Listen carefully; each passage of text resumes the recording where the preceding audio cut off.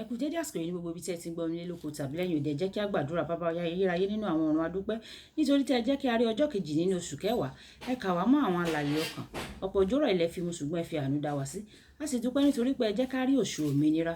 A sì gbàdúrà wípé ẹ̀yin yóò yọ̀ǹda òmìnira pọ́nbélé fún wa ní gbogbo ọ̀nà wa ní orúkọ Jésù. Ọ̀rọ̀ yìí kò sí ní dá wa lẹ́bi ní ọjọ́ ìdájọ́ nítorí tí a gbàdúrà lórúkọ Jésù ń ra wa. Àmín àmín ní orúkọ Jésù. Ìwé ọ̀run ṣíṣí tí a ti ọwọ́ olùṣọ́-àgùntàn Enoch Adeboye kọ.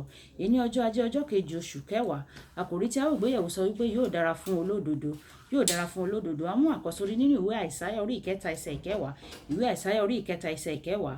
Ẹ sọ fún olódodo pé yóò dára fún un nítorí wọn ó jẹ iṣẹ́ ọwọ́ wọn. Nígbà tí a mú bíbélì kíkà wa nínú ìwé ìfihàn orí ìkejìlélógún ẹsẹ̀ kọkànlá dé ìkejìlá. Ìwé ìfihàn orí ìkejìlélógún ẹsẹ̀ kọkànlá dé ìkejìlá tí ó kà báyìí pé ẹni tó ń ṣe aláìṣòótọ́ kó máa ṣe aláìṣòótọ́ sò, ẹni tí ń ṣe ẹlẹ́gbin kí ó máa ṣe ẹlẹ́gbin sò, àti ẹni tí ń ṣe olódodo kí ó máa ṣe olódodo nsò, àti ẹni tí ń ṣe mímọ́ kí ó máa ṣe mímọ́ nsò. Kíyèsí èmi ń bọ̀ kánkán, èrè mi sì ń bẹ pẹ̀lú mi láti san fún olúkúlùkù gẹ́gẹ́ bí iṣẹ́ rẹ̀ ti rí. Wàyí ẹ tẹ́tí bẹ̀lẹ̀ jẹ́ láti gbọ́n tí olùṣọ́-àgùntàn Enoch Adeboye ní fún wa ní èní ọjọ́ ajé. Àkọ́sórí wa tèní ṣe àkójọpọ̀ ọ̀kan lára àwọn bíbélì tí a fẹ́ràn jù. Ó fi dá àwa kìrìsìtẹ́nì lójú pé ọ̀la wa yóò dára. Ọmọdékùnrin kan wá bá mi ní ìgbà kan. Ó wí pé òun gbọ́ pé wòlíì Ọlọ́run ni mí. Mo wí pé olùṣọ́-àgùntàn ni mí o, ṣùgbọ́n mo máa ń gbọ́ láti ọ̀dọ̀ Ọlọ́run lẹ́ẹ̀kọ̀ọ̀kan. Ó ní rárá, wọ́n sọ fún mi pé ohun gbogbo tí ẹ bá sọ tẹ́lẹ̀ ni ó máa ń wá sí ìmúṣẹ. Mo ní olódodo ni Ọlọ́run, báwo ni mo ṣe lè ràn ọ́ lọ́wọ́?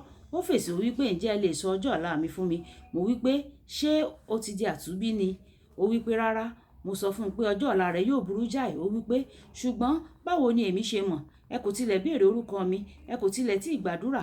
Mo fèsì, mi kò nílò láti gbàdúrà kí n tó sọ fún ọ. Nítorí nínú ìwé Àìsáyà orí ìkẹta ẹsẹ̀ ìkọkànlá wí pé ègbé ni fún ènìyàn búburú, yóò burú fún wọn nítorí wọn ò jẹ èrè iṣẹ́ ọwọ́ wọn. Ọ̀rọ̀ Ọlọ́run ti kalẹ̀ títí láé. Ó wá wí pé ká ní pé mo ti di àtúnbí ńkọ́. Mo sọ fún un pé bá ti sọ pé ọjọ́ ọ̀la rẹ yóò dára gẹ́gẹ́ bí ìwé Àìsáyà orí ìkẹta ẹsẹ̀ ìkẹwàá ti sọ. Bí o bá fi ayé rẹ fún Kristi, ìwọ lè fi ìgboyà sọ pé ọjọ́ ọ̀la rẹ yóò dára. Yálà o gbàgbọ́ tàbí rárá, ìrìn rẹ pẹ̀lú Ọlọ́run yóò ṣe bí ọjọ́ ọ̀la rẹ yóò ti rí. Bí o bá ṣe àwọn nǹkan ibi nísinsìnyí tí o rò pé ó ti jẹ́ ọ lọ́wọ́, ó tan ara rẹ jẹ. Bí kò ṣe pé o bá ronúpìwàdà kí o bẹ Ọlọ́run fún ìdáríjì, kí o sì bẹ̀rẹ̀ sí ní gbé ìgbé ayé mímọ́, ìwọ yóò ní ìkórè àtúbọ̀tán àwọn ẹ̀ṣẹ̀ rẹ. Ìwé òwe orí ìkẹfà ẹsẹ̀ ìkejìlá dé ìkarùndógún.